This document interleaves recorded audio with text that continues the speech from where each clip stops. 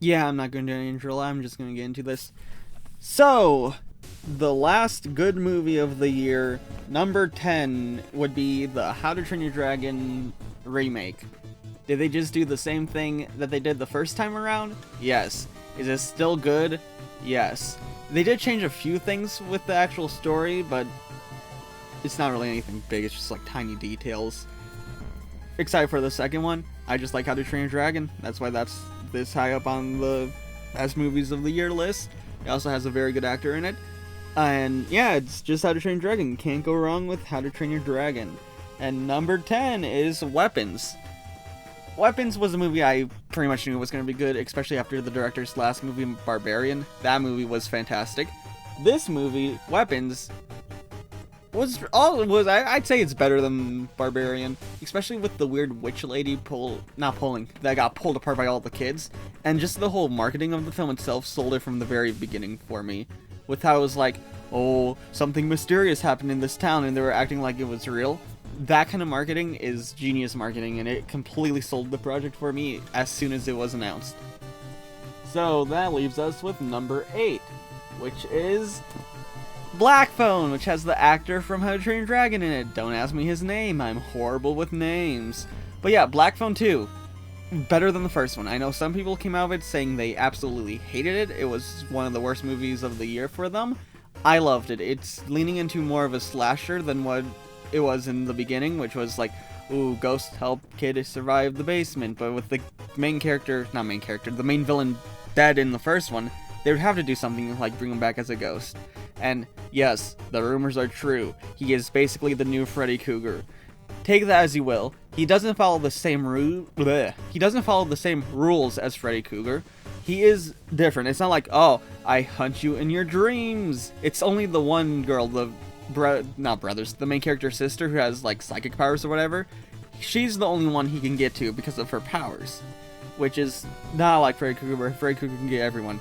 But the whole aesthetic of that film is amazing, with the snowiness, snowy weather, and the old-timey film thing when it's showing the younger kids, the kids from the past dying. Amazing, and I really like how they kind of sort of not really redeemed the dad by the end. But yeah, that was number 8, and now it's number 7, which would be the Naked Gun reboot. It's hilarious. It's absolutely hilarious. I laughed so hard at this movie that I literally broke my voice afterwards. I had like a sore throat, like where I was like, nope, I can't do that. Jeez, why can't I do that? Whatever. But yeah, I broke my voice because of how much I was laughing at the Naked Gun reboot. Definitely the funniest movie of the year. I mean, it's the Naked Gun. All those movies are funny. And now,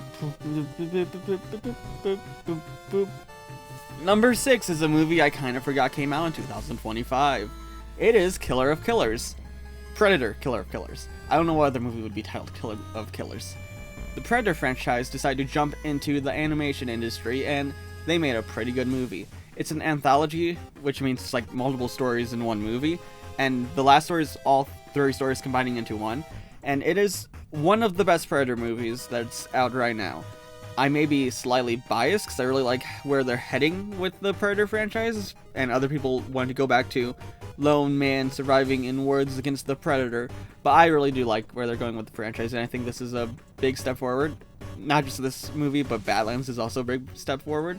But yeah, Predator Killer Killers, great action, great animation, decent enough story.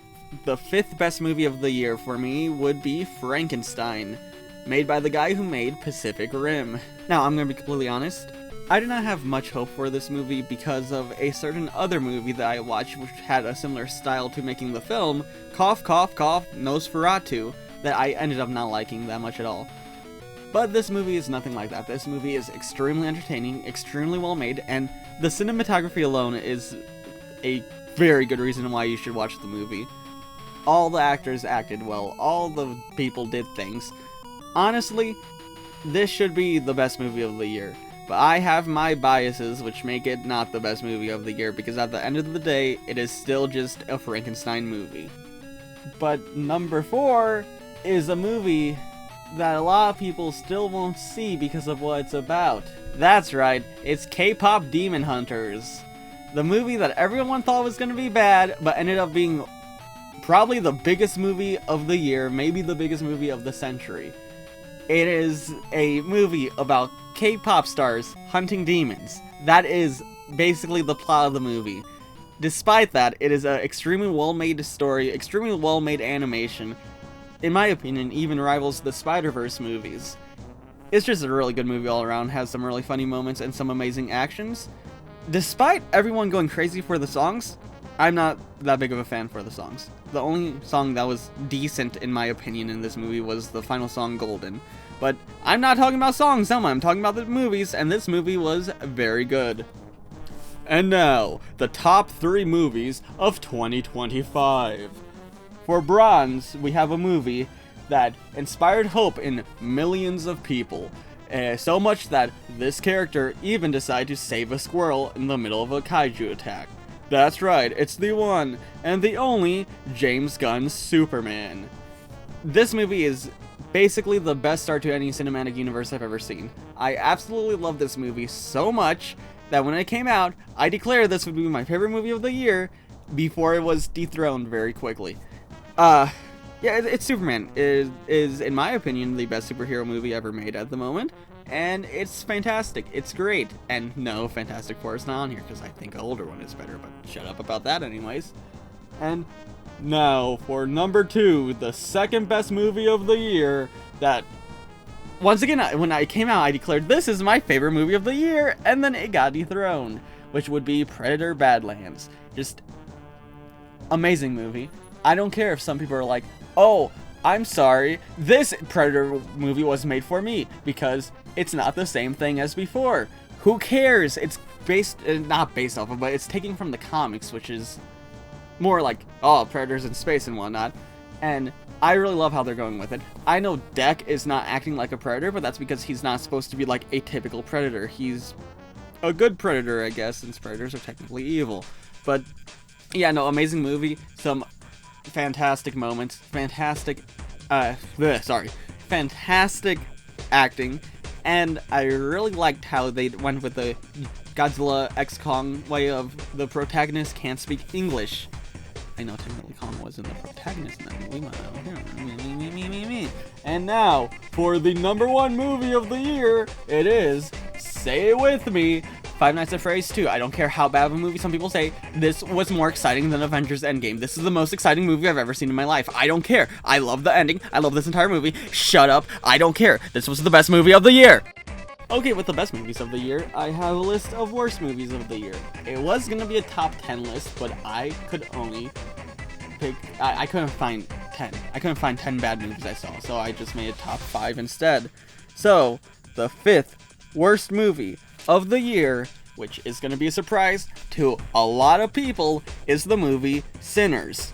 I don't get the hype around this movie. I don't understand why people are saying this is one of the best movies made in the last century. The first half of the movie is an absolute snooze fest. It was so boring. The second half of the movie, yeah, I love that. I loved everything that was happening in the second half of the movie, but that first half was just so boring. I don't know. Maybe I'm just weird. Maybe this is one of the things where I'm just weird and I didn't like it for some reason and everyone else did, but the first half of the movie was just so boring, and I'm sorry.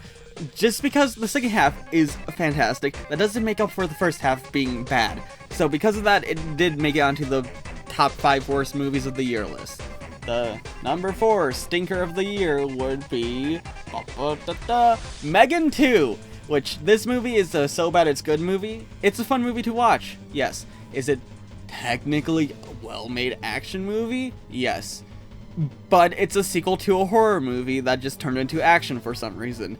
Even Terminator 2 wasn't fully action. There were still horror elements in there with the, oh, is it T8-1000? I forget, the liquid Terminator guy. Megan 2 is just a full-fledged Fast and Furious movie, and I would love someone to explain to me why they did this. I don't know why they changed it from horror to action, especially with it being Blumhouse. I don't get it, man. I don't get it. And the third stinky pile of poop of the year is the new Captain America movie, because oh my god, I'm sorry, it was just I don't know, it felt bad. I mean, like, it was okay. It was an okay movie. That's all I have to say. It was okay. Red Hulk at the end was cool. The rest, I just had no feeling for. I mean, Sam Wilson is Captain America. I do like that. I even like the show, but this movie was just a big old nothing burger. It may be one of my least favorite MCU movies of all time, because at least the bad ones, I can enjoy them for being bad. This one, no, Thor Dark Worlds is still horrible, but this one is just nothing. The only thing good is the Red Hulk, and that's it. It's just a big old nothing burger. I felt nothing while watching it until Red Hulk showed up. Yeah, so yeah, Brave New World was just a big old nothing burger, and that's all I gotta say about that. But the almost stinkiest movie of the year, so close to being stinky, was Eddington. All I gotta say is this was made by the guy who made Hereditary, and he made one of the best horror movies of all time to one of my best horror movie of all time to one of the movies I do not like the most. It was, I don't know how to, it's like about COVID-19 and everything, but I don't know. I actually cannot tell you what it's about. It's very confusing. I did not like it at all. Thank you for your time. And the #1 worst movie of the year. And this thing gets the honor of being a movie that I hate almost as much as the disgusting movies, i.e. Human Centipede. It is the Minecraft movie. Sorry, a Minecraft movie. It's just dumb. I hate it. I was thinking like, oh, they're gonna make a Minecraft movie that's gonna represent Minecraft, like it's gonna be Steve going on a big adventure, probably ending with the end. Instead, they made whatever the Steve is thing. It was just horrible. Was it fun going to the movies to see? Yes. Did I enjoy the movie at all? No. The only redeeming part of the movie is their tribute to Technoblade, and that is literally all the movie does for you. It is a big ol' stinky nothing, worse than nothing. It's that nasty patty from SpongeBob. That's what the Minecraft movie is. It's the nasty patty from SpongeBob. Now, if either one of these lists have a movie that you think should be on there that's not on there, it's probably because I haven't gotten around to watching those yet. Yeah. Okay, Happy New Year's, bye!